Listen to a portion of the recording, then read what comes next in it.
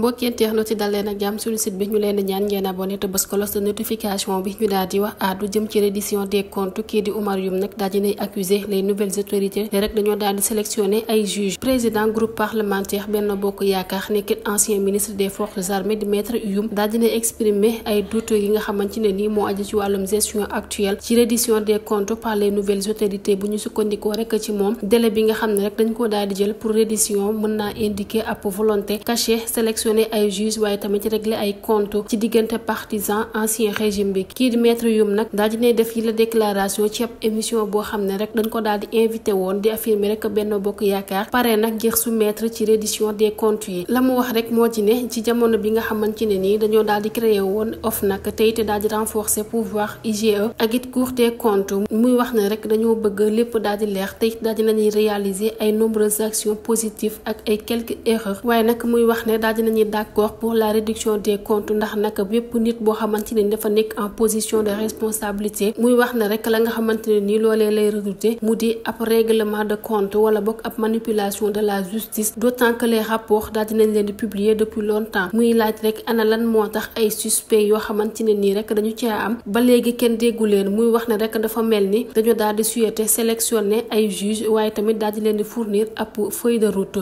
lu jëm ci wàllum fonds yi nga xam ne rek dañ ko daal di détourner ci gestion pandémie Covid-19 wala sax ci ay yenn ci ay ministres wala sax ay directeurs de cabinet DAF de ministère dañ leen a daal di mettre en cause par la Cour des comptes maître Youm nag di minimiser yile chiffre ci bu ñu sukkandikoo rek ci moom seulement 6 milliards sur les 1000 milliards dañ koo daal di détourner ba tey ñu daal di wax àddu ci leneen mbir mu di Abdoulaye Sylla ab audit accablant de la Cour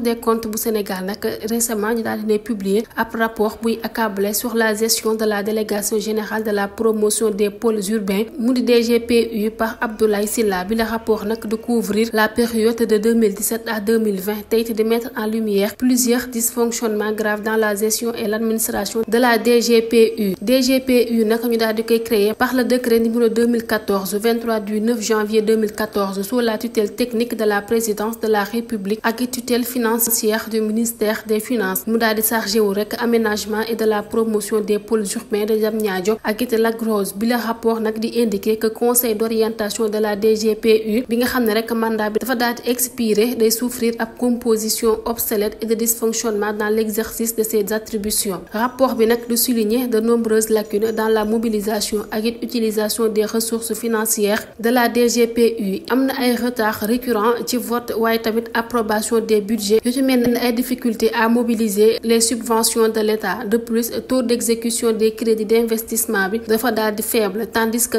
dépenses de fonctionnement yi dafa augmenter bu baax a baax bi la rapport critique également efficacité des processus de fonctionnement au sein de la DGPU ay affectation dans des services sans poste défini absence de communication et de partage d'informations entre les parties prenantes ab réforme organisationnelle inadaptée wala inachevée sont quelques-uns des problèmes relevés de plus cumul incompatible des fonctions d'audit interne et de contrôle de gestion daal dina conduire à une inertie de ces fonctions essentielles rapport bi nag di mettre en évidence des litiges avec les acteurs communautaires et locaux yi nga xam ne rek dafa daal di entraver la célérité des travaux coordination ci diggante différentes parties prenantes yi daal dinañ koy juger insuffisante avec un défaut de mise en place d'un cadre de concertation fonctionnelle et inclusive par la DGPU loolee nag daal di conduire ay retard dans la réalisation des travaux ak it ab faible adhésion des populations résidentes au projet des pôles urbains rapport de la Cour des comptes sur la DGPU sous la gestion d'Abdoulaye Sylla daal dina révéler ab série de dysfonctionnements et de lacunes graves yi nga xam ne rek dafa daal di entraver efficacité bi les entités stratégiques malgré nag ay ressources mobilisées ak ay ambitions affichées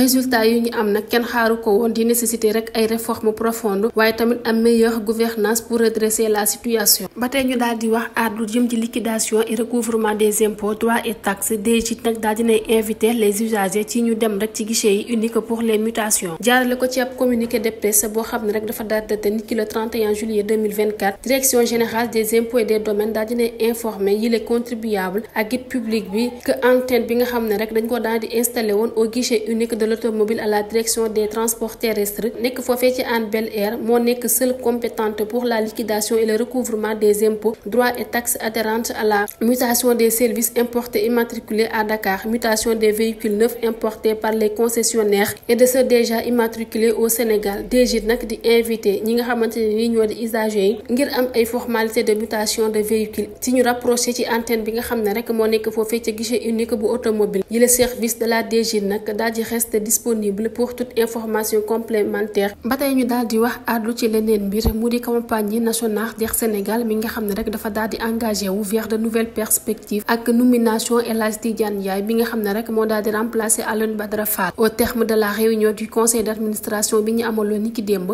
promoteur bu groupe Iris GSA Sénégal nag dafa xam ne rek ne dafa daal di conscient ci enjeu waaye tamit espoir bi nga xam ne daal dinañ koy porter sur sa personne. La mu wax nag moo di ma ngay remercier le président de la République, son premier ministre ak it le ministre des transports aériens ngir confiance bi nga xam ne rek daal dina koy am ci moom. te it muy wax ne amul lenn loo xam ne rek dafa impossible ndax nag union fait la force. Par conséquent ci soutien wu tout le monde dina daal di parvenir redonner bile compagnie ab allure boo xam ne rek xaaruñu ko woon par le peuple sénégalais. ci lu jëm ci wàllum liggéey bi nga xam ne rek daal dina des ngir ñu abattre ko ci bile secteur bi nga xam ne rek da koo daal di maîtriser avec une expérience avérée kii di El Hadji Tidiane Ndiaye nag daal dina woote ab dialogue juste et inclusif ci diggante acteurs yi.